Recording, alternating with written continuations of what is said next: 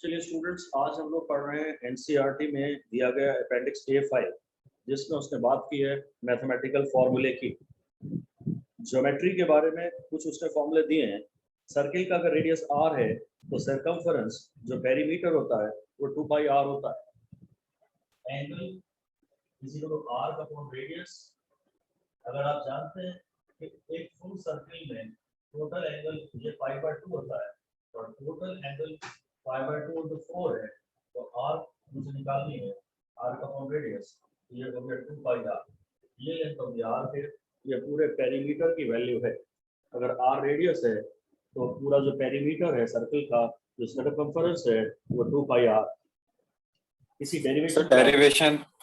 Derivation important है? नहीं, not at all, not at all. Perimeter तो आप बचपन से जानते हैं, 2 पाई r होता है। हाँ सर। सर्कमफरेंस 2 पाई r आपको याद होता है, तो आपको डेरिवेशन नहीं चाहिए। तो angle is equal to r upon radius की एक एप्लीकेशन अपन देख सकते थे, इसलिए मैंने आपको पढ़ा दिया। एरिया है पाई r स्क्वायर, सर्किल का एरिया है पाई r, सर्किल का एरिया है पाई r स्क्वायर और ये है 2 पाई r। आप ये बात ध्यान दीजिए, डायमेंशंस की बात करिए। अगर मैं सर्कमफरेंस की बात करूंगा तो circumference is a length, circumference एक लेंथ है और उसका फॉर्मूला 2 पाई r है।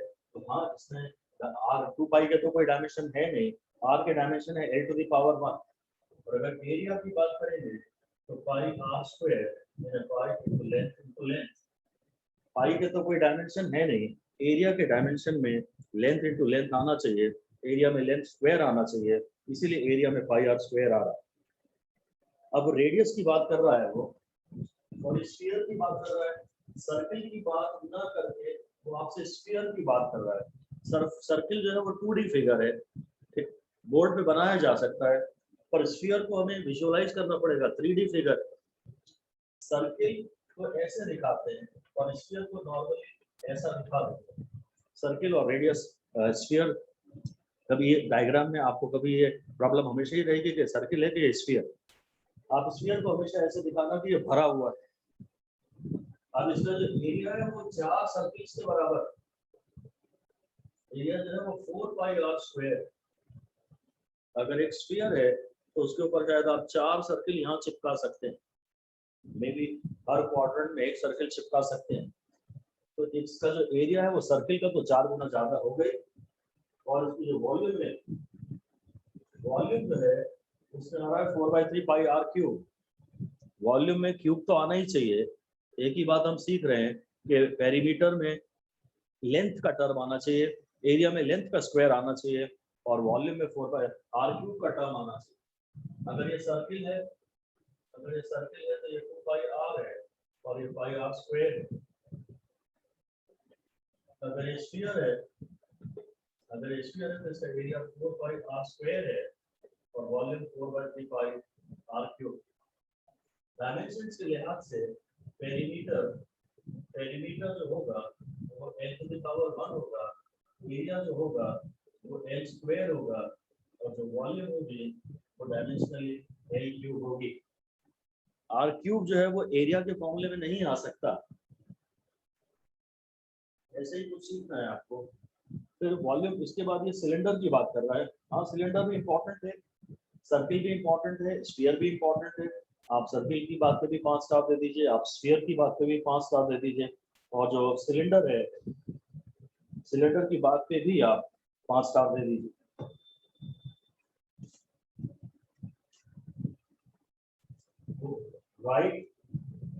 राइट सर्कुलर सिलेंडर बोलने की जरूरत नहीं है, सिलेंडर बोलना काफी है। ये सिलेंडर, ये इसकी लेंथ l है, ये इसका रेडियस r है। जो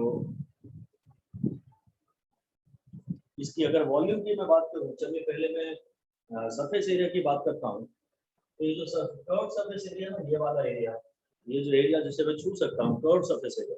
पहली बात तो ये कि ये एक प्लेन है, ये सर्किल है, ये पाई r स्क्वायर है, ये पाई r स्क्वायर है। और ये जो कर्व सरफेस एरिया है, कर्व सरफेस एरिया, ये है perimeter of base into height, इसलिए 2 पाई r h। भाई इसी बेस को मैंने ऊपर खड़ा कर दिया है, ऐसे बहुत सारे सर्किल ऊपर ऊपर ऊपर खड़े कर दिए हैं और एक की लेंथ 2 पाई आर है, तो ऐसे सबको मैं मिला दूंगा, एक के ऊपर एक रख दूंगा, तो ये जो कर्व सरफेस एरिया मिलेगा मुझे, ये पहले बेस, ये लेंथ इनटू ब्रेड्थ टाइप का होगा, एरिया है ना, तो लेंथ इनटू ब्रेड्थ टाइप का होगा, लेंथ है 2 पाई आर और ब्रेड्थ है h, तो 2 पाई आर h। सारे सिर्फ फॉर्मूले आपको याद करने हैं जो कि आपने पहले पढ़े हुए भी हैं, डेरिवेशंस आपको याद नहीं करने हैं। यदि आप इसकी वॉल्यूम की बात करें तो एक छोटा सा एलिमेंट्री क्वेश्चन हम लेते हैं, इतना सा क्वेश्चन, वॉल्यूम यानी maybe area of base into height, volume has to be dimensionally some area into height, area है pi r square और h, area of base into height, base एक सर्किल है उसका एरिया है pi r square h, dimensionally इसमें r square आ गया और ये r आ गया, ये लेंथ का स्क्वायर है और ये लेंथ है, तो वॉल्यूम में l का क्यूब तो आना ही चाहिए, वो आ रहा है, वॉल्यूम में l का क्यूब तो आना ही चाहिए, वो आ रहा है, ये सारे इंपॉर्टेंट। इसका जो होल सरफेस एरिया है वो इतना इंपॉर्टेंट नहीं है। अगर पूरे एरिया की बात करें, होल सरफेस एरिया की बात करें, तो होल सरफेस एरिया हो जाएगा सिलेंडर का, होल सरफेस एरिया हो जाएगा, ये मेरे को इसकी आवश्यकता ज्यादा कहीं पड़ती नहीं है, वो है बेस का ऊपर जो दो ढक्कन है उनका एरिया, ये इसका एरिया प्लस इसका एरिया प्लस एक कर्व सरफेस एरिया, ये होल सरफेस एरिया है, इसमें मैं ज्यादा इंटरेस्टेड नहीं हूँ। सिलेंडर के होल सरफेस एरिया में मैं ज्यादा इंटरेस्टेड नहीं हूँ। हाँ, मैं बोलना चाहता हूँ कि ये एक ढक्कन है, ये एक सर्किल है, ये पाई आर स्क्वायर, ये पाई आर स्क्वायर, और ये जो कर्व सरफेस एरिया है ये 2 पाई आर एच है। अगर सिलेंडर में मैं यहाँ कट लगा के सिलेंडर को खोल दूँ, अगर एक सिलेंडर में कट लगा के खोल दूँ तो ये मिल जाएगा 2 पाई आर एच, ये मिल जाएगा 2 पाई आर और ये एच, तो अब तो एरिया बेस इनटू हाइट हो गया ना, इस रेक्टेंगल का एरिया लेंथ इनटू ब्रेड्थ, तो लेंथ इनटू ब्रेड्थ है 2 पाई आर इनटू एच, ये सारे काम के हैं। बल्कि तो ये भी अच्छा बढ़िया बेस काम का है, हेडिंग दे दीजिए area of a triangle, area of a triangle ये भी 5 स्टार वाली चीज है। एरिया ऑफ अ ट्रायंगल ये बेस है, और अगर ये 90 डिग्री का एंगल बन रहा है तो ये हाइट है, एरिया ऑफ अ ट्रायंगल है half base into height, area of a triangle है half base into height, height मतलब 90 डिग्री का जो एंगल बना है सामने वाले साइड पे, ये half into base into height है। डायमेंशंस की बात करें तो इसके तो कोई डायमेंशन है नहीं, ये भी एक लेंथ है और एक ये भी लेंथ है, तो हाँ length into length, length square हो रहा है और एरिया को हमें लेंथ स्क्वायर बोलना ही चाहिए। या एक आध पॉइंट मैं अपनी तरफ से ऐड कराना चाहूंगा, इस समय तो इसका दिया नहीं है और हम प्रूव नहीं दे रहे हैं इसका, बस ऐसे ही लिख ले रहे हैं पॉइंट, जानकारी तो बड़ी इंपॉर्टेंट है, आप लिख लीजिए कि for a given perimeter, for a given perimeter, area of a circle is maximum, for a given perimeter area of a circle is maximum, 5 star दे दीजिए, यानी अगर उतने ही वायर से आप एक स्क्वायर बनाओ, या उतने ही वायर से आप एक रेक्टेंगल बनाओ, या उतने ही वायर से आप ट्रायंगल बनाओ, या उतने ही वायर से आप एक सर्किल बनाओ, तो सर्किल का एरिया ज्यादा पाया जाएगा, वो बहुत दूर से आ रहा है, मैक्सिमम एज घेरता हुआ, मैक्सिमम डिस्टेंस है, शार्प टर्न उसमें कोई है ही नहीं, तो मैक्सिमम दूरी से आ रहा है। सर्किल की प्रॉपर्टीज, थोड़ी ट्रायंगल की प्रॉपर्टीज जो आपने 9th 10th में पढ़ी है मैथ्स में, वो सब थोड़ी थोड़ी, अगर कॉन्ग्रुएंसी की, सिमिलैरिटी की, ये सारी चीजें थोड़ी थोड़ी काम की हैं, वक्त आने पे उन्हें और अप्लाई करते रहेंगे। ये 2 पॉइंट ज्यादा इंपॉर्टेंट हैं। फिर से अगला 5 स्टार का एक पॉइंट दे दीजिए, एक और बड़ा इंपॉर्टेंट पॉइंट है, 5 स्टार भी लिख दीजिए और लिख दीजिए मोर इम्पॉर्टेंट, ये ज्यादा काम आएगा वक्त आने पर, लिख दीजिए for a given volume, for a given volume surface area of sphere is minimum.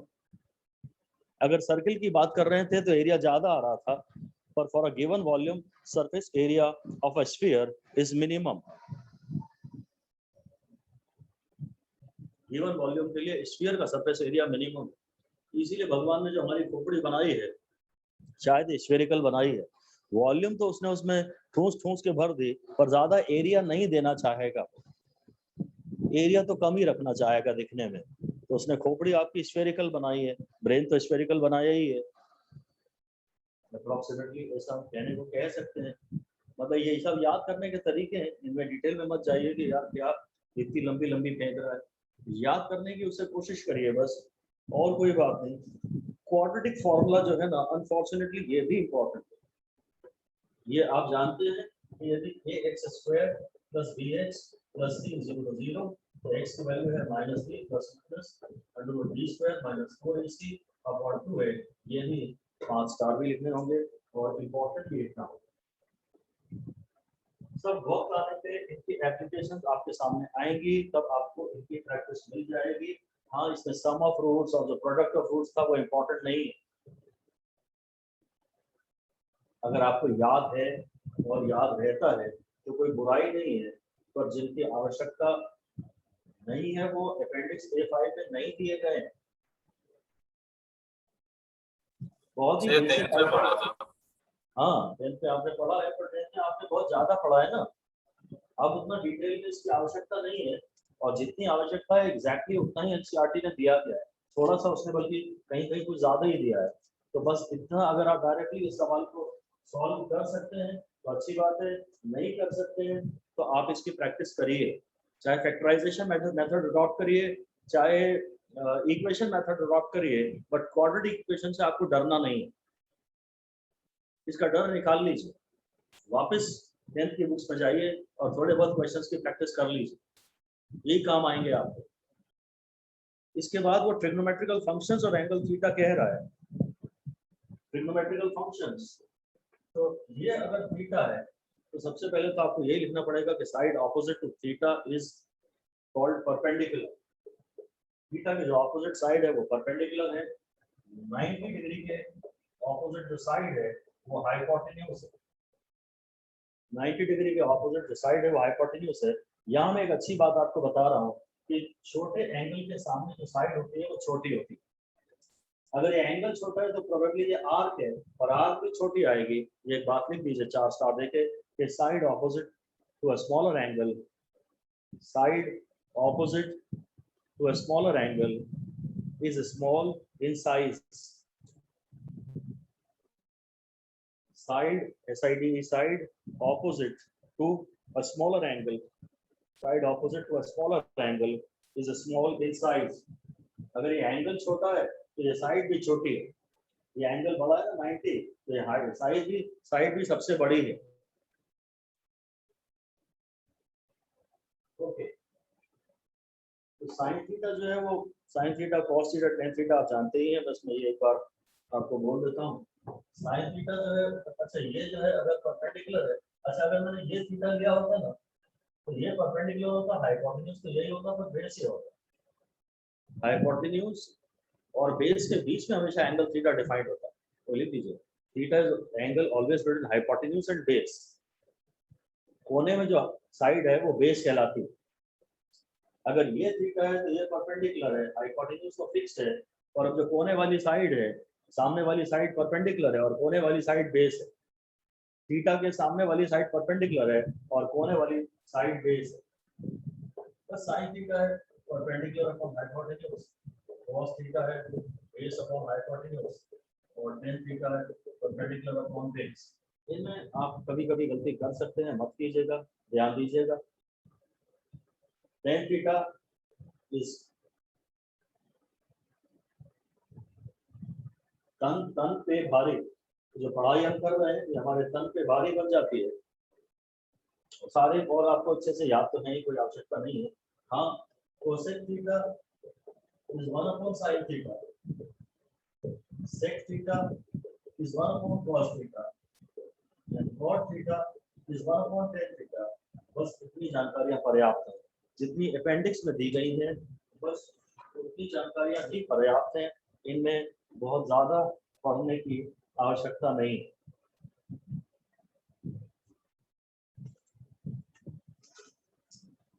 ध्यान से बस ये देखिएगा कि बेस किसे कहना है और परपेंडिकुलर किसे कहना है, एक बात। दूसरी बात ये ध्यान से रखिएगा कि जो side opposite to smaller, angle opposite to smaller side is small, मतलब छोटा एंगल और छोटी साइड आमने सामने होते हैं। क्योंकि एंगल होता है आर्क अपॉन रेडियस, तो अगर एंगल छोटा तो आर्क छोटी। फिर ये पाइथागोरस थ्योरम की बात कर रहा है।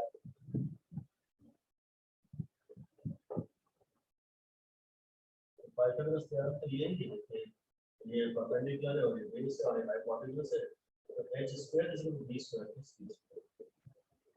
काफी ज्यादा यूजफुल रहेगी, बहुत ही पावरफुल टूल है ये, तो बहुत ही ज्यादा पावरफुल टूल है पाइथागोरस थ्योरम। एक पाइथागोरियन ट्रिपलेट काफी काम आएगा अपने को, काफी इंपॉर्टेंट है ये 3 4 5 ट्रायंगल। अगर ये 3 है और ये 4 है और ये 5 है, तो ये बड़ा इंपॉर्टेंट ट्रायंगल है, बिल्कुल 10 स्टार लाइक चीज है ये तो ये जो एंगल है ना, ये 5 और 3 का मिला के ये 53 डिग्री, और ये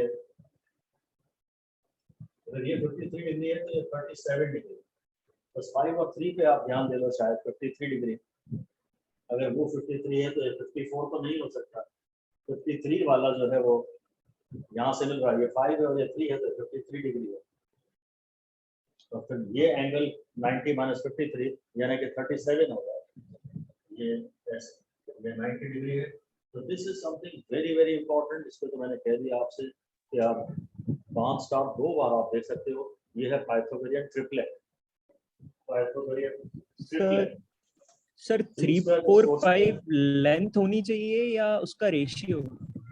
क्या सर 3 4 5 उसकी लेंथ होनी चाहिए या रेशियो? 3 4 5 इसकी लेंथ से हाँ रेशो भी चलेगा, ये रेशो भी चलेगा। अगर ये 6 से 10 है, अगर ये 6 से 10 है तो ये भी चलेगा, ये 6 है और ये 8 है, ये 10 है। ये छोटी साइड के सामने का एंगल छोटा आएगा और ये बड़ी साइड के सामने का एंगल बड़ा आएगा, और ये एंगल तो सबसे ही बड़ा आएगा, ये रेशो भी चलेगा। ये सर पाइथागोरियन ट्रिपलेट तो और भी कोई भी मतलब 3 नंबर्स हो सकते हैं ना, जो देखो रटने के लिए को वो करें। देखो होते तो हैं, पर रटने आपको केवल यही है, जैसे 5 और 12 है तो ये 13 है, 5 स्क्वायर प्लस 12 स्क्वायर 13 स्क्वायर होता है। हाँ ये भी, पर इनकी जरूरत नहीं। मैं आपको इनके तीनों एंगल का सम 180 चाहिए ना सर? क्या तीनों एंगल का सम 180 होना चाहिए सर। हाँ एंगलों का सम, सर तीनों एंगल का सम 180 होना चाहिए। हाँ तीनों एंगलों का सम हमेशा ट्रायंगल के अंदर 180 होता है, बात सही है। ये बड़ी साइड है, इसके सामने बड़ा एंगल आएगा, इसके सामने छोटा एंगल आएगा, ये 2 लिया और ये 3 लिया, इसका आंसर आएगा 23 डिग्री और इसका आंसर आएगा फिर 67 डिग्री और ये है 90 डिग्री। ये आपको याद करने की आवश्यकता नहीं। पाइथागोरियन ट्रिपलेट्स तो बहुत सारी हैं, आपको सिर्फ एक 3 4 5 पढ़ने की आवश्यकता है। इन्होंने तो 3 4 5 भी अपेंडिक्स में नहीं दिया ना। 5 स्क्वायर प्लस 12 स्क्वायर 25 प्लस 144 169 होता है और 169 का स्क्वायर रूट 13 होता है, तो ये भी एक पाइथागोरियन ट्रिपलेट है।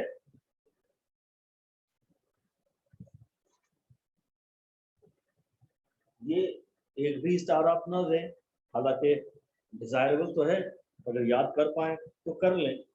1 स्टार चलिए दे दीजिए, क्रॉस तो मैं नहीं लगवा रहा हूँ। फिर इसने ट्रायंगल्स में एक दिया है साइन फॉर्मूला और उसमें वही सब बातें ये कर भी रहा है। एक तो कहता है एंगल्स एबीसी हैं और ऑपोजिट साइड्स एबीसी हैं और a प्लस बी प्लस सी का सम 180 डिग्री है। एंगल जो है ये एंगल a है, ये एंगल b है, ये एंगल c है। a के ऑपोजिट साइड है a है, b के ऑपोजिट साइड है वो b है और c के ऑपोजिट साइड है वो c है ना। एंगल्स एबीसी है, ऑपोजिट साइड्स आर एबीसी, तो a plus b plus c is equal to 180 degree. एक प्रॉपर्टी तो उसने कही है कि तीनों एंगलों का सम किसी भी ट्रायंगल में हमेशा 180 डिग्री होगा। फिर ये साइन फॉर्मूला दिया है, ये साइन फॉर्मूला है और वो यही कह रहा है कि sine a upon a is equal to sine b upon b is equal to sine c upon c। इसका यही तात्पर्य है कि जो जिसका साइड जिसकी बड़ी है उसके सामने वाला एंगल भी बड़ा होगा।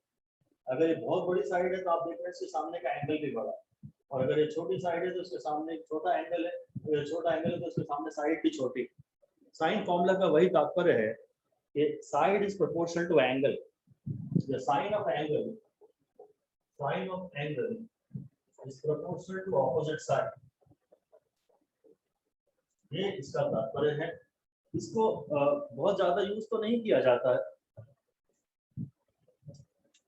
मेरे लिए तो ये ज्यादा काम का है, ये थोड़ा सा कठिन है और बहुत ज्यादा काम का नहीं है।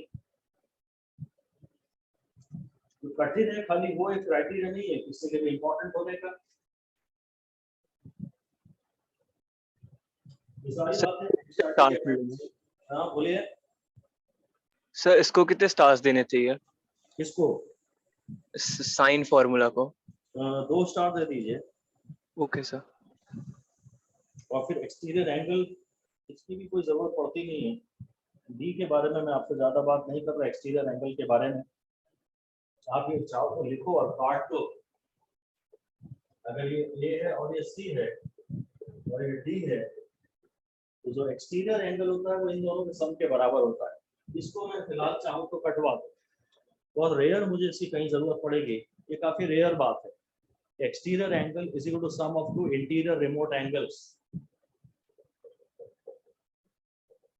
Exterior angle is equal to sum of 2 interior, दूर वाले जो एंगल्स रिमोट है, डिराइव भी कर सकते हैं क्योंकि ये भी पूरा लीनियर पेयर होता है, ये 180 होता है और इस एंगल की वैल्यू भी हम निकाल सकते हैं। क्या d is equal to a plus c, ये इसकी मुझे ज्यादा आवश्यकता नहीं पड़ने वाली, आप छोड़ दो। फिर उसने मैथमेटिकल साइन एंड सिंबल दिए, इक्वालिटी का दिया है, अप्रोक्सीमेटली इक्वल का दिया है, मैग्नीट्यूड दिया है, नॉट इक्वल टू, तो ये सब सिंबल आप जानते ही हैं और पढ़ लेंगे नहीं तो सिंबल्स वक्त जब हर चैप्टर में जहाँ पे जाएंगे वहाँ इनकी बात करेंगे। ट्रिग्नोमेट्रिकल आइडेंटिटीज जो है ये कम से कम चलिए लिख तो लेते हैं, कुछ इसमें जो इम्पोर्टेंट है वो मैं लिखवा रहा हूँ। Trigonometrical identities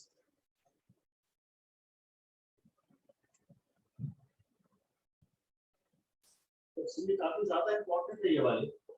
sign 90 minus theta जो होता है तो cos थीटा होता है, और cos 90 माइनस थीटा जो होता है तो sin थीटा होता है। ये दोनों बिल्कुल 5 स्टार वाली।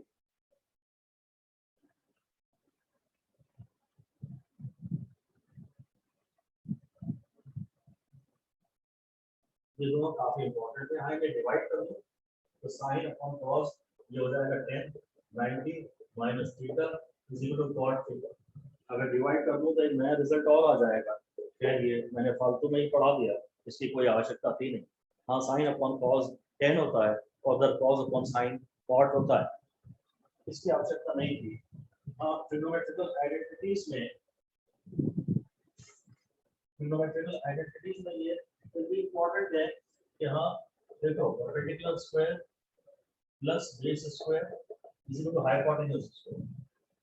आइडेंटिटी 1 पढ़ा रहा हूँ, एक बार मैं इस पूरे को परपेंडिकुलर स्क्वायर से डिवाइड कर देता हूँ, एक बार पूरे को परपेंडिकुलर स्क्वायर से डिवाइड कर दो, एक बार पूरे को बेस स्क्वायर से डिवाइड कर दो, एक बार पूरे को हाइपोटेन्यूज स्क्वायर से डिवाइड कर दो, तो ये हो गया 1। अच्छा परपेंडिकुलर अपॉन बेस होता है 10, तो बेस अपॉन परपेंडिकुलर हो गया cot, तो 1 प्लस cot स्क्वायर थीटा। अब परपेंडिकुलर अपॉन हाइपोटेन्यूज होता है cosec थीटा। cosec theta. हाँ तो ये नीट के स्टूडेंट्स को तो इसकी जरूरत नहीं पड़ेगी साल भर, बिल्कुल भी पूरे 2 साल बिल्कुल आवश्यकता नहीं पड़ेगी। क्या हमें डेरिवेशन आता है तो एक और कर लेते हैं, इस पूरे को हम बेस स्क्वायर से डिवाइड कर देते हैं। अगर बेस स्क्वायर से डिवाइड करते हैं तो होगा 10 स्क्वायर थीटा प्लस 1 और ये base upon hypotenuse sec square theta. Square theta. मैं इसे भी इम्पोर्टेंट नहीं मानता, अगर आप अच्छे से जानते हैं ऑलरेडी तो जरूर स्ट्रॉन्ग बनाए रखें, फिर ना भूलें। हाँ जो थर्ड आइडेंटिटी है that is certainly very important for us. हम इस पूरे को हाइपोटेन्यूज स्क्वायर से डिवाइड कर देते हैं और मैं तो sin square theta plus cos square theta is equal to 1 केवल इसको पढ़ना चाहता हूँ। इस पर 5 स्टार दे दीजिए। ये इतने इम्पोर्टेंट नहीं है एप्लीकेशन के लिहाज से, और आप फिजिक्स पढ़ रहे हैं, मैथ्स को पढ़ नहीं रहे हैं, तो आपसे ये तो कभी कोई पूछेगा नहीं। हमें सिर्फ देखना है कि आगे के चैप्टर्स में इसकी एप्लीकेशन किसकी आएगी, वो हमारा स्ट्रॉन्ग रहेगा। तो इसकी एप्लीकेशन खूब ज्यादा आएगी, इसमें आपको प्रॉब्लम आती भी नहीं है, इसमें किसी को प्रॉब्लम आती भी नहीं है ना। मेरे ख्याल से ऐसा तो कोई नहीं करता होगा कि बोलता होगा sine square theta minus cos square theta, तो प्लस ही है। क्या होता है, जो साइन थीटा होता है इसकी वैल्यू भी सामान्यतः 1 से कम होती है, और जो कॉस थीटा या कॉस स्क्वायर थीटा होता है इसकी भी वैल्यू 1 से कम होती है। तो जब तुम दोनों को ऐड करोगे तो ही तो 1 आएगा, माइनस करने से तो 1 आएगा नहीं। ऐसे ही एक लाइन लिख दीजिए, both sine theta and cos theta are generally less than 1। Sine theta और cos theta generally less than 1 ही होते हैं, उनके स्क्वायर तो और भी छोटे छोटे होते हैं। अगर 0.1 का स्क्वायर करूंगा तो 0.01 आएगा। तो anyway here therefore there should be a plus sign in between, plus or excuse me minus sir, जी। सर मुझे कंफर्म करना था, अभी आपने बोले कि साइन और कॉस जो है वो 1 से हमेशा छोटा ही होता है। हाँ, हमेशा नहीं, मैंने बोला जनरली बोला, जनरली बोला, अच्छा, हमेशा नहीं। जनरली क्योंकि हमने पढ़ा था कि साइन और कॉस जो है वो हमेशा -1 और 1 के बीच में होता है, हाँ, कभी कभी इसलिए। वो 1 भी होते हैं, कभी ओके कभी वो सर। 1 भी होते हैं, पर जनरली मैंने बोला जनरली, हमेशा नहीं। वो 0.8 ही होगा या 0.9 ही होगा बस। ठीक है, आपको तो मुझे ये याद कराने की कोशिश करनी थी बहुत ज्यादा। आप मेरी भावनाओं पे जाएं, मेरे शब्दों में कहीं बाई चांस भूल हो भी सकती है, पर भावनाओं पे जाएं। मैं आपको ये कराना चाह रहा हूँ कि आप दोनों को जब ऐड करोगे तो बनाए। तो माइनस वाली गलती वैसे आपसे होती भी नहीं है, पर इसी तरह से अपने आप को सपोर्ट करते रहें कि माइनस वाली जो चीज है वो नहीं आएगा, यहाँ पे प्लस ही आएगा। गलती से भी हम माइनस ना लिख पाए, है ना। हाँ, ये sin 2 थीटा और cos 2 थीटा बड़े इंपॉर्टेंट फॉर्मूले हैं। अगला फॉर्मूला उसका दिया sin 2 theta, sin 2 theta is 2 sin theta cos, and cos 2 theta is, मैं एक काम करता हूँ, पहले 1 मिनट लिख लो आप जरा, graph of sin theta, graph of sin theta ऐसा आता है, और ग्राफ ऑफ cos थीटा ऐसा आता है। वो जो वैल्यूज को लेके बात चल रही थी ना, अब वो खत्म हो जाएगा। ये 0 डिग्री है, ये 90 डिग्री है, ये 180 डिग्री है, ये 270 डिग्री है, और ये 360 डिग्री। साइन का ग्राफ और कॉस का ग्राफ बड़े इंपॉर्टेंट ग्राफ्स हैं। साइन 0 से स्टार्ट होता है और ऊपर की तरफ जाता है। साइन के थीटा के बढ़ने से साइन बढ़ता है शुरू में, और बस जैसा 90 तक हुआ उसके बाद तो सिमेट्रिकली वेरी करता रहेगा। शुरू में कैसा होता है वही आपको याद रखना है, वही आप याद रख सकते हैं कि sine starts from 0 and then increases to 1।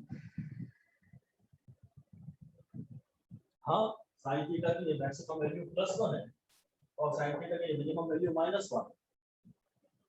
But cos जो है वो तो गिरने वाला ग्राफ है, वो ऑलरेडी पीक से स्टार्ट होता है। अगर आपने पीक से पढ़ाई शुरू की है तो थोड़ी देर में आपका जोश यहाँ आ जाएगा और नेगेटिव ही चला जाएगा। 12 घंटे सोओगे और फिर दोबारा तुम उठोगे शेर की तरह और गर्जना करोगे, उठोगे ऊपर। कॉस का जो ग्राफ है वो तुम्हारी पढ़ाई का ग्राफ है। जब 11th में आदमी एडमिशन लेता है तो उसका जोश का ग्राफ यही होता है, ऐसे ही चलता है। शुरू में तो खैर ऐसे ही होता है। साइन का ग्राफ ये है कि आप 0 से स्टार्ट होके और पीक की तरफ जा रहे हैं, और कॉस का ग्राफ ये है कि आप पीक से स्टार्ट होके 0 की तरफ जा रहे हैं, बल्कि नेगेटिव की तरफ जा रहे हैं। ये +1 है और ये -1 है। आपको ये बड़े इंपॉर्टेंट ग्राफ हैं, बहुत ही ज्यादा इंपॉर्टेंट ग्राफ हैं। साइन का ग्राफ 0 से स्टार्ट होता है और बढ़ता है, और फिर खैर हर 90 डिग्री बाद वो अपनी डायरेक्शन चेंज कर ही लेता है। साइन थीटा कॉस थीटा के जो ग्राफ्स हैं वो बहुत इंपॉर्टेंट है, और इनको मैं थोड़ा ज्यादा डीप में बता रहा हूँ। बहुत ज्यादा काम के ये ग्राफ्स हैं, जरा ध्यान दीजिएगा। अच्छा, मैं पहले ही एक बात आपको ये बता दूं कि 1/2 यानी 0.5, 1/√2 यानी 0.707, √3/2 यानी 0.866। ये मैं चाहता हूं कि आप याद रहे, आपको इसको भी आप याद कर लीजिए, 5 स्टार इस पे भी दे दीजिए। तो साइन का ग्राफ जब उठेगा ना तो शुरू में वो इतना होगा, फिर इतना होगा, इतना होगा, और फाइनली तो 1 हो जाएगा। साइन का ग्राफ बढ़ रहा है ना पहले, तो 0.5 होगा, फिर 0.7 होगा, फिर 0.866 होगा। साइन इसको थोड़ा बड़ा बना लें तो ज्यादा अच्छा है आप। और अब जरा ध्यान से देखें, ये साइन का ग्राफ है 0 डिग्री है, ये शायद 30 डिग्री है, ये 45 डिग्री है और ये 60 डिग्री है। इसकी वैल्यू 0.5 होगी, इसकी 0.707 होगी, इसकी 0.866 होगी और इसकी 1 होगी। ये अगर आपने याद कर लिया तो वारे निहारे हो गए आपके। भाई थीटा के बढ़ने से साइन बढ़ता है ना, तो जब छोटे एंगल का साइन लोगे तो आंसर छोटा आएगा ना। तो पहली जो खास सेलिएंट वैल्यू है, जो इंपॉर्टेंट वैल्यू है वो है 0.5। Sine 30 is equal to 1/2, sine 45 is equal to 1/√2 and sin 60 is equal to √3/2। बड़े ध्यान से सुनिएगा, बड़ी शानदार। ये 3 बातें आपको याद हो गई तो आपके वैसे ही वारे निहारे हो जाएंगे। सर आप एक बार फिर से √3/2 की वैल्यू बता देंगे? देखते चलिए जरा, मेरी बातें अपने आप दोबारा रिपीट होंगी। मैं कह रहा हूँ जब छोटा एंगल लिया है ना आपने, साइन 30 की वैल्यू सबसे कम आएगी, साइन 45 की उससे थोड़ी ज्यादा, और साइन 60 की काफी ज्यादा, और साइन 90 की तो खैर मैक्सिमम वैल्यू 1 आएगी। ये 4 याद कर लो। अब इधर से देखो जरा ध्यान से, अब इधर से देखो, ये इधर से 30 डिग्री यानी ये 180 है, तो ये एंगल 150 होगा शायद, और ये भी वैल्यू 1/2 आएगी। और इधर से देखो 45, तो ये 180 माइनस 45 ये 135 होगा, और ये 135 में 1/√2 आएगी, और 180 माइनस 60 यानी 120 आएगा। तो जो 120 आएगा उसकी वैल्यू √3/2 आएगी। और ऐसी वैल्यू इधर होगी पर ये सारी नेगेटिव होंगी। हमारे लिए तो फिलहाल ये 4 वैल्यू ही काफी है, पर जब ये तो सिमेट्रिकल ग्राफ है, जैसा तुम आगे बढ़ने में साइन बढ़ रहा है, वैसे इधर से आने में भी साइन बढ़ेगा। तुम 0 से यहाँ भी पीक की तरफ जा रहे हो, और तुम 0 से यहाँ भी पीक की तरफ जा रहे हो। यहाँ से 30 डिग्री आओगे तो 1/2 आएगा, यहाँ से 45 डिग्री आएगा तो 1/√2 आएगा, और यहाँ से 60 डिग्री आओगे तो √3/2 आएगा। तुम 0 से हमेशा स्टार्ट करना, और 0 के बाद जो पहली वैल्यू आएगी काम की, 0 के बाद जो पहली वैल्यू आएगी काम की वो 1/2 है। 0 के बाद जो पहली अगली वैल्यू आएगी 1/2 के बाद वो 1/√2 है, और 0 के बाद और अगली, जब तुम पीक के करीब हो तुम तो ये लिख सकते हो एक line, whenever close to 0, whenever close to 0 the value is 1/2। जब भी क्लोज टू 0 है तो वैल्यू 1/2 है। भाई 0 के करीब तो 1/2 आएगा ना। And whenever close to peak, whenever close to peak, मतलब मैं मान के चल रहा हूँ कि इस समय आपके पास एंगल 60 डिग्री है। Whenever close to peak, the angle will be, the value will be √3/2, 0.866। जब भी आप 0 के करीब होगे, जब भी आप 0 के करीब होगे तो वैल्यू 1/2 आएगी। जैसे यहाँ वैल्यू आएगी मेरी -1/2, यहाँ वैल्यू आएगी -1/√2, और यहाँ वैल्यू आएगी -√3/2, और यहाँ वैल्यू -1। फिर मैं 0 के करीब आऊंगा, यहाँ -1/2, यहाँ -1/√2, यहाँ -√3/2।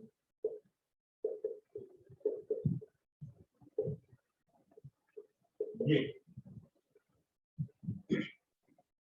इन एंगलों को तो हम बाद में देखते रहेंगे कि एंगल कितने हैं। एंगलों की ज्यादा चिंता मत करिए, अभी तो ये पहचानिए कि जब भी आप 0 के करीब होंगे तो आपका आंसर 1/2 आएगा, और ये पीक है। जब भी आप पीक के आजू बाजू होंगे तो √3/2, यहाँ पीक के आजू बाजू √3/2। 1 के आसपास होगे तो 0.8 पे ही पहुंचोगे ना, और 0 के आसपास होगे तो 0.5 पे ही पहुंचोगे ना।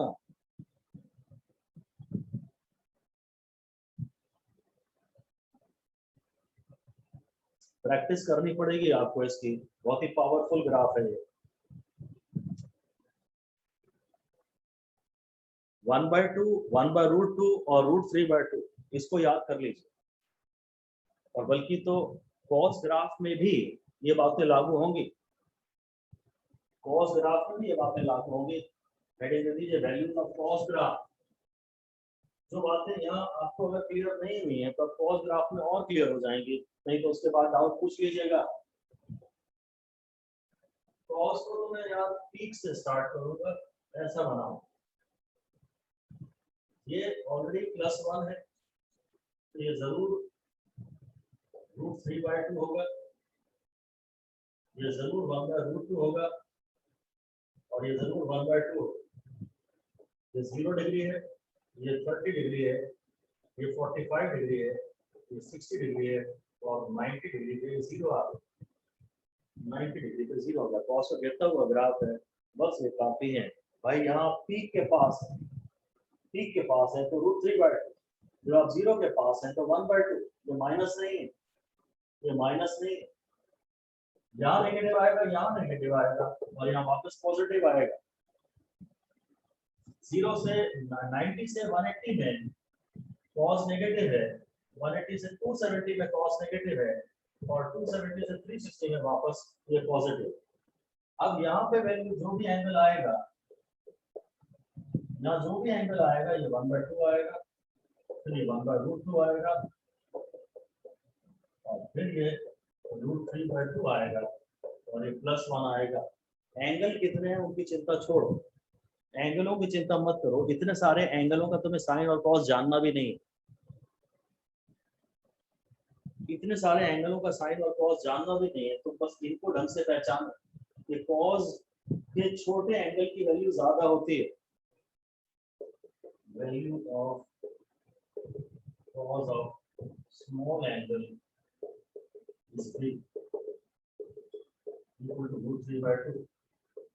Value of sine of small angle is small, equal to 1/2. तुम्हारी सारी प्रॉब्लम ये है कि तुम sin 30 में और cos 60 में कंफ्यूज करते हो। sin 30 बस 30 और 60 में ही कंफ्यूजन होता है, वो आज मैंने खत्म कर दिया। इससे ज्यादा जानने की जरूरत भी नहीं है। तुम तो सिर्फ अभी sin 30 और sin 60 और cos 30 और cos 60 पकड़ो।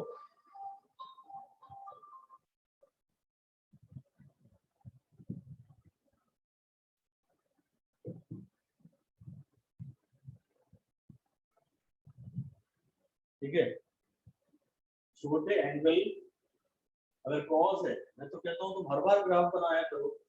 जब भी तुम्हें साइन कुछ निकालना हो तो तुम ऐसे बनाओ और बोलो अगर छोटे एंगल का साइन निकालना है तो छोटा आएगा, इसलिए 1/2 आएगा।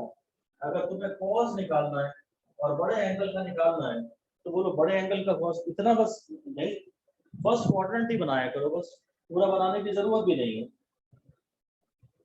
अगर ये cos की बात कर रहा है, cos 60 यहाँ आएगा, छोटा आएगा, 1/2 आएगा। अगर ये साइन की बात कर रहा है, sin 60 तो ये 1 के करीब आएगा। तुम्हें 1/2 और √3/2 में ही तो केवल दिक्कत आती है ना, सिर्फ 1/2 और √3/2 में ही तो दिक्कत आती है। हो गया काम। ऐसे तो हम आपको कायदे से सारे साइन, पूरे sine, sin 2 degree, 3 degree, 8 degree, 87 degree, 91 degree, 92 degree सब पढ़ाए जा सकते हैं, पर आपको उनकी आवश्यकता पड़ती नहीं है। थोड़ा बहुत हम उनका हिंट दे भी देंगे, पर आपको उनकी आवश्यकता फिलहाल नहीं है। आप बस इन पे ही कॉन्सेंट्रेट करिए। अब मैं आपको अगला पढ़ा रहा हूँ जो ट्रिग्नोमेट्रिकल आइडेंटिटीज में उसने फॉर्मूला दिया है। आगे जा रहा हूँ। sin 2 थीटा का फॉर्मूला है 2 sin थीटा cos थीटा। बड़ा ही इंपॉर्टेंट है, 5 स्टार। cos 2 थीटा का फॉर्मूला है cos square theta minus sin square. ये भी बहुत ही जबरदस्त इंपॉर्टेंट है। ये दो बहुत ज्यादा इंपॉर्टेंट है, खास तौर से ये आपकी जान ले लेगा। sin 2 थीटा तो ठीक है, 2 बाहर आया, तो sin theta two cos theta, cos 2 theta is cos square theta minus sin square theta. इसके अलग भी और भी रूप हो सकते हैं, क्योंकि मैं इसको 1 minus sin square theta minus sin square theta लिख सकता हूँ, तो ये 1 माइनस 2 sin स्क्वायर थीटा हो जाए, या मैं इसको cos square theta minus 1 minus cos square theta लिख सकता हूँ, ये 2 cos स्क्वायर थीटा माइनस 1। मैं इसकी समरी बनाता हूँ। cos 2 थीटा की cos 2 थीटा है cos square theta minus sin square theta is equal to 1 minus 2 sin square theta is equal to 2 cos square theta minus 1। इस समरी को अलग से वापस 5 स्टार दोबारा दे दीजिए।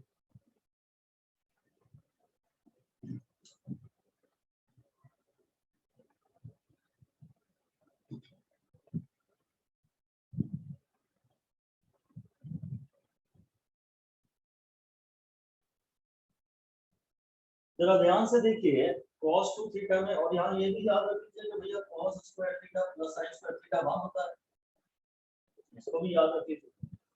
अब जरा ध्यान से देखिए, यहाँ cos स्क्वायर भी आ रहा है और माइनस sin स्क्वायर भी आ रहा है। अगर आपको अपने आंसर में ये नहीं चाहिए तो यहाँ 1 आ जाएगा और दूसरे वाला 2 हो जाएगा। अगर आपको आपके आंसर में ये नहीं चाहिए तो ये 2 हो जाएगा और यहाँ 1 आ जाएगा। ये इनके याद करने के तरीके हैं। अगर इसको हटाना है तो यहाँ 1 लिख दो और दूसरे वाले को डबल कर दो, साइन बीच में चेंज कहीं भी मत करो। अगर आपको इसको हटाना है तो इसको डबल कर दो और इसको 1 लिख दो। ये आप कर सकते हैं, बात लिख दीजिए। The term which is to be removed is made 1. Removed मतलब 0 नहीं कर रहे हैं। या the term which is to be made 1, जिस टर्म को 1 बनाना है वो तो ठीक है, the other term should be doubled. जिस टर्म को आप 1 बना रहे हैं वो तो ठीक है, दूसरे वाले को डबल करना पड़ता है। ये छोटी छोटी ऑब्जर्वेशंस बड़ी काम की हैं।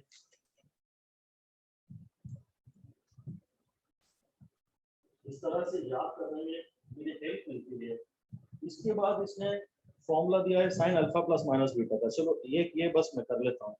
मेरे को कॉस नहीं अल्फा प्लस माइनस बीटा नहीं पढ़ाना, आपको tan alpha plus minus beta तो बिल्कुल ही नहीं पढ़ाना, और sine alpha plus minus sign beta भी नहीं पढ़ाना, cos alpha plus cos beta भी नहीं पढ़ाना, cos alpha minus cos beta भी नहीं पढ़ाना। बहुत सारे फॉर्मूले मुझे इसमें नहीं पढ़ाने, बस मुझे आपको ये पढ़ाना है sine of A plus B जाएगा sine A cos A plus cos A sine B, sine A minus B जाएगा sine A cos B minus cos A sine B, और इसी तरह cos of A minus B की बात करूं और ए plus B की बात करूं तो cos A cos B minus sign A sine B, और कॉस ए माइनस बी की बात करूं तो cos A cos B plus sign A sign. हाँ, ये कभी कभी इनकी आवश्यकता पड़ती है, ये इम्पोर्टेंट नहीं है मेरे हिसाब से, तो ज्यादा कभी कभी इनकी आवश्यकता पड़ती है।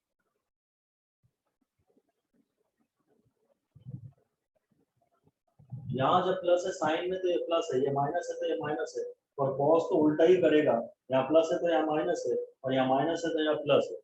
कॉस तो कचरा ही करेगा, उल्टा ही करेगा, गिरता हुआ ग्राफ है ना, तो इसके सारे आंसर भी उल्टे ही आएंगे।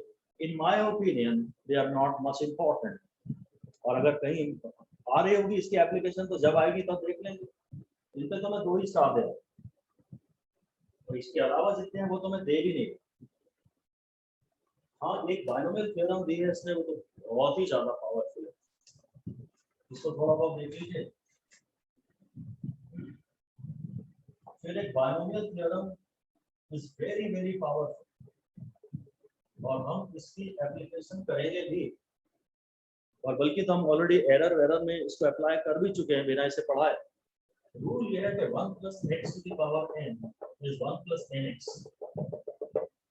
प्लस हायर पावर्स होते हैं जिनको कि हम इग्नोर कर रहे हैं। इसने तो एनसीईआरटी ने तो बायनोमियल थ्योरम में कुछ और पढ़ाया है, थोड़ा सा और हायर टर्म्स दिए हैं, इग्नोर हैं। आप सिर्फ बायनोमियल थ्योरम के नाम पे फिलहाल इतना ही पढ़े। हायर मैथ्स के स्टूडेंट्स को ज्यादा पढ़ाया जाता है। 11th क्लास में जितनी आवश्यकता पड़ेगी, या बेसिकली नीट के स्टूडेंट्स को जितनी आवश्यकता पड़ेगी वो इतना काफी। मतलब अगर आपको 1.02 टू द पावर 3 निकालना है तो आप इसे लिखिएगा 1 प्लस 0.02 टू द पावर 3, और हम पावर से तो एरर में मल्टीप्लाई बायनोमियल थ्योरम का उपयोग करके ही करते थे। इन्होंने पावर से इसको मल्टीप्लाई किया है ना, बस ये आंसर आ जाएगा। This is 1.06। 1.02 मतलब 1 plus x to the power n को हम 1 प्लस nx लिख लेंगे, और कुछ मतलब ये अप्रोक्सीमेटली आंसर है, ये अप्रोक्सीमेटली आंसर है, क्योंकि हमने we are neglecting something. Binomial theorem only gives approximate answers, but it is highly useful. हमें exactness तो कभी कुछ चाहिए ही नहीं, पूरी approximations ही पढ़ रहे हैं हम लोग, हमें approximate science ही पढ़ रहे हैं इस समय।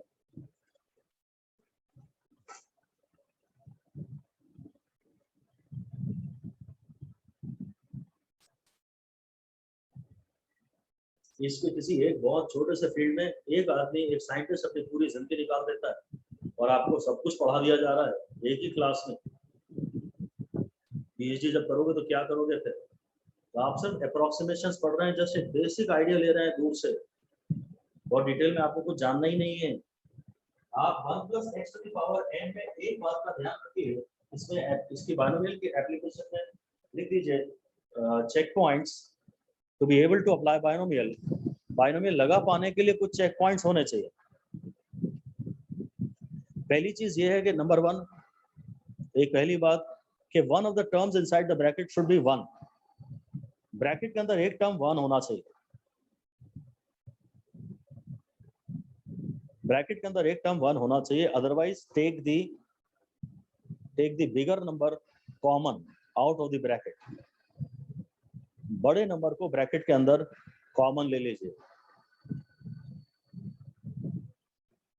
एक तो 1 होना ही चाहिए, जैसे कि मान लीजिए ये 2 + 0.08 है, सपोज ये है, इसमें से 2 तुम कॉमन ले लो, तो 1 + 0.08/2 हो जाएगा। ऐसा इसको लिखने के बाद हम इसमें बाइनोमियल लगा पाएंगे, 2³ और 1 + 0.04 का क्यूब। ऐसे अगर अंदर कहीं भी 1 नहीं है तो जो बड़ा नंबर है उसको आप बाहर कॉमन ले लीजिए, ताकि बड़े नंबर के स्थान पे यहाँ 1 आ जाए। अब यहाँ बाइनोमियल लग जाएगी, 8 × 1 + 3 × 0.04, जो कि हम बाद में आगे सॉल्व कर सकते हैं। और अभी आप एक ही बात ध्यान रखिए कि ब्रैकेट के अंदर बाइनोमियल लगाने के पहले एक टर्म 1 होना ही चाहिए। And number 2, the other term, 1 के अलावा जो टर्म है, that should be much less than 1। दूसरा जो टर्म है वो 1 से बहुत छोटा होना चाहिए। दूसरा जो टर्म है, स्टेटमेंट रिपीट कर सकते हैं फिर से प्लीज? भाई मैंने आपको ये कहा कि एक टर्म तो 1 होना चाहिए, और अगर वो 1 नहीं है तो जो भी बड़ा टर्म है उसको कॉमन ले लो, तो उसकी जगह ब्रैकेट के अंदर 1 आ जाएगा। और दूसरे मैंने ये कहा कि जो छोटा दूसरा जो टर्म है ना, एक तो 1 हो गया, अब उसके अलावा जो दूसरा टर्म है वो 1 से बहुत कम होना चाहिए। 1 + x⁴n में आप बाइनोमियल केवल तब लगा सकते हैं जब ये जो x है, x is much less than 1। x अगर 1 से काफी कम हो तो ही हम ये बाइनोमियल लगा सकते हैं। मतलब अगर वो मुझे कोई कह रहा है साहब 2.99 to the power 3 निकाला, तो तुम इसे ऐसा नहीं लिख सकते 2 + 0.99 to the power 3, क्योंकि अगर तुम इसमें अब 2 कॉमन भी ले लोगे तो भी 0.99 का आधा जो बचेगा वो 1 से बहुत छोटा नहीं बचेगा। एक तो ये इसको 1 बनाना है और इसको एक बहुत छोटा बनाना है, तो इसको 3 - 0.01 का क्यूब लिखना ज्यादा अच्छा है। अब जब तुम इसमें से 3 कॉमन ले लोगे तो ये 1 - 0.01/3 इस पूरे का क्यूब हो जाएगा। और हाँ, अब हम बाइनोमियल लगा सकते हैं। बाइनोमियल की बहुत ज्यादा एप्लीकेशन आप पाएंगे। एरर्स में हमने डेरिवेशन किया तो नहीं है, पर एरर को हम पावर से मल्टीप्लाई करते थे, इसी वजह बाइनोमियल की एप्लीकेशन से ही। 2 ही बात तुम तो ध्यान रखो, बाकी सब जाने दो, कि जब तुम बाइनोमियल लगाने के लिए तैयार होगे तो तुम्हें 2 चीजों का ध्यान रखना पड़ेगा। एक टर्म 1 होना चाहिए, ब्रैकेट के अंदर पहला टर्म जो है वो 1 होना चाहिए, फिर प्लस हो या माइनस हो कोई बात नहीं, और अगला जो टर्म होना चाहिए वो 1 से बहुत छोटा होना चाहिए। अगर ऐसा है तो तुम ये जो छोटा वाला टर्म है इसको पावर से मल्टीप्लाई कर दो, पहला टर्म तुम्हें ब्रैकेट के अंदर 1 चाहिए, 1 नहीं है तो लाओ, इसको खूब छोटा होना चाहिए। तुम इसे 2 + 0.99 मत लिखो, 3 - 0.01 लिखो ताकि ये छोटा हो जाए और फिर पावर से मल्टीप्लाई कर दो। और ये भी ध्यान रखो कि इससे जो आंसर आ रहे हैं वो अप्रोक्सीमेट है, एग्जैक्ट नहीं है। और ये भी कि हमें उससे कोई फर्क पड़ता भी नहीं। और एक इम्पोर्टेंट बातें हैं ये अपेंडिक्स A5 वाली, इसने एक्सपोनेंशियल सीरीज पढ़ाई है उसे आप छोड़ दीजिए, लॉगरिथमिक सीरीज पढ़ाई है उसे भी आप छोड़ दीजिए। अगर जरूरत पड़ेगी तो कभी उसको दोबारा देख लेंगे। हाँ, जो ट्रिग्नोमेट्रिकल फंक्शंस है वो एक मैं आखिरी बार जरूर पढ़ा रहा हूँ, है ना। एक लाइन लिख दीजिए, स्मॉल एंगल अप्रोक्सीमेशन, ये भी काफी इंपॉर्टेंट है। मतलब खैर थोड़ा ज्यादा जरूरत पड़ती तो नहीं है वैसे इसकी, पढ़ भी जाती है, खैर ठीक ही है, इंपॉर्टेंट ही है, 5 स्टार लायक ही। तो फिर अगर छोटा एंगल है ना तो तुम साइन थीटा को थीटा कह सकते हो और तुम टेन थीटा को भी थीटा कह सकते हो। और छोटा एंगल है तो cos थीटा को जरूर सीखना पड़ेगा। cos थीटा तो मैं आपको अलग से बता दूंगा, cos थीटा को अलग से बता दूंगा, बस ये दोनों पहले आप रखो, ये काफी इंपॉर्टेंट। cos थीटा को मैं अलग से बता दूंगा, cos थीटा की ज्यादा जरूरत भी नहीं पड़ती है, एनसीईआरटी ने जो दिया वो करने की जरूरत नहीं है, उन्होंने पूरी लंबी चौड़ी एक्सपेंशन बताई है जो हायर मैथ्स के स्टूडेंट्स पढ़ते हैं। आप तो इनको बस ध्यान रखो। और इसमें बहुत इंपॉर्टेंट पॉइंट है कि first express given theta in radiance. अगर दिए गए थीटा को तुम रेडियन में लिख लेते हो तो जो थीटा की वैल्यू रेडियन में है वही साइन थीटा की वैल्यू होती है। जैसे कि कोई क्वेश्चन कहता है कैलकुलेट sin 2 डिग्री, तो which is equal to sin 2 is equal to 2, but पहले तुम इसे रेडियन में कन्वर्ट करो। अगर कहता है sin 5 डिग्री निकालो तो ये है 5 कन्वर्टेड इनटू रेडियन। 5 डिग्री को जब आप रेडियन में कन्वर्ट करते हो ये sin 5 डिग्री आया। अगर इसी तरह से हम sin 30 डिग्री निकालें, sin 30 डिग्री निकालें तो आएगा 30 into 1.7 into 10⁻² और ये आएगा 0.51। आप देखिए sin 30 की वैल्यू होती है 0.5 और ये आ रही है 0.51 टाइप, तो ज्यादा फर्क नहीं है। इतने बड़े एंगल में भी ज्यादा बड़ा फर्क नहीं है। It is valid, small angle approximation is valid up to 24 degree तक तो वैलिड ही है पूरा। इवन 30 डिग्री तक भी लगा दो कोई प्रॉब्लम नहीं है।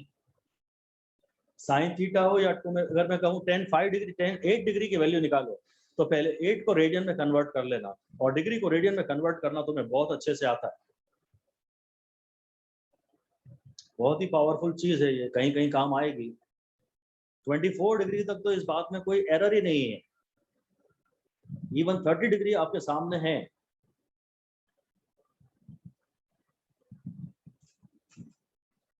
अगर मैं 10-30 की भी बात करूं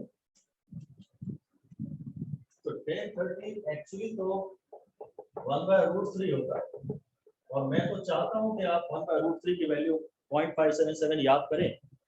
अगर अप्रोक्सीमेशन से करते हैं तो 10-30 will be equal to 30 into 1.7 into 10⁻² radian. This will again be 0.51। तो ठीक है, 0.57 को 0.51 कह रहे हैं, थोड़ा अप्रोक्सीमेशन ज्यादा है, थोड़ा ज्यादा है, पर ये आ तो रहा ही है। तो एक बात ध्यान रखो कि साइन हो या कॉस हो, साइन हो या कॉस हो, अगर 30 डिग्री 45 डिग्री 60 डिग्री के अलावा कोई एंगल है, चलो अभी छोटे ही एंगल की बात करके बस बना। हाँ, वैसे तो हम 80 डिग्री 90 डिग्री 110 डिग्री सब पे जा सकते हैं, पर आपको जरूरत नहीं है। आप तो अभी 30 डिग्री से छोटे एंगलों की बात करो और सिर्फ साइन और कॉस की। जो एंगल दिया है तुम्हें डिग्री में, तुम पहले उसे रेडियन में कन्वर्ट कर लो, बस वही तुम्हारा आंसर भी है। अगर तुम्हें 10 of 12 डिग्री निकालना है, 10-12 डिग्री निकालना है तो तुम आंसर लिखो 12 into 1.7 into 10⁻²। बस यही आंसर है। जितना एंगल तुम्हें डिग्री में दिया है छोटा एंगल, उसे रेडियन में कन्वर्ट कर। थोड़ी सी मैथमेटिक्स अगर हम लगा लेंगे तो हम किसी भी एंगल की sin 10 वैल्यू निकाल सकते हैं, क्योंकि उल्टा भी चलेंगे ना। अगर 88 डिग्री निकालना है तो 90 - 2 डिग्री करेंगे, वहां से काम बन जाएगा। एक आखिरी बात मैं आपको पढ़ा रहा हूँ, cos theta, small angle approximation for cos theta लिख दीजिए, नॉट इम्पोर्टेंट। इसकी जरूरत आपको नहीं पड़ेगी और आपको साइन और कॉस की ही केवल जरूरत पड़ेगी। पर चलिए cos थीटा की भी बात कर ही लेते हैं। तो यार एक्चुअली क्या होता है, cos थीटा होता है cos square theta minus sin square theta, इसलिए हो जाता है 1 - 2 sin स्क्वायर। cos को हटाइए, ये cos थीटा। अब ना अगर मैं इसका एंगल आधा करूंगा ना, हाफ एंगल, तो ये एंगल बस आधा हो जाएगा। अगर मैंने इसको इसका आधा किया, 2 थीटा को थीटा किया, तो ये थीटा का θ/2 हो जाए। अब स्मॉल एंगल अप्रोक्सीमेशन में लगा, इसकी ज्यादा जरूरत है नहीं, इसकी बहुत ज्यादा जरूरत नहीं है। पर अगर छोटा एंगल है, मतलब इसको एक्चुअली कैसे लिखते हैं, 1 - 2 sin θ/2 का स्क्वायर, ऐसा लिखते हैं। और अगर छोटा एंगल है तो मैं इसको sin θ/2 की जगह खाली θ/2 लिख लेता हूँ, क्योंकि sin θ थीटा। छोटा एंगल है तो हो जाएगा 1 - 2 तो θ/2 का स्क्वायर, सो 1 - θ²/2। ये cos थीटा की वैल्यू है। समरी में दे रहा हूँ, छोटे एंगल के लिए tan θ θ in radian, sin θ θ in radian, और cos थीटा 1 - θ in radian/2 का स्क्वायर, थीटा radian/2 का स्क्वायर, ऐसा लिखा है। खाली थीटा पे स्क्वायर है, नीचे 2 पे स्क्वायर नहीं।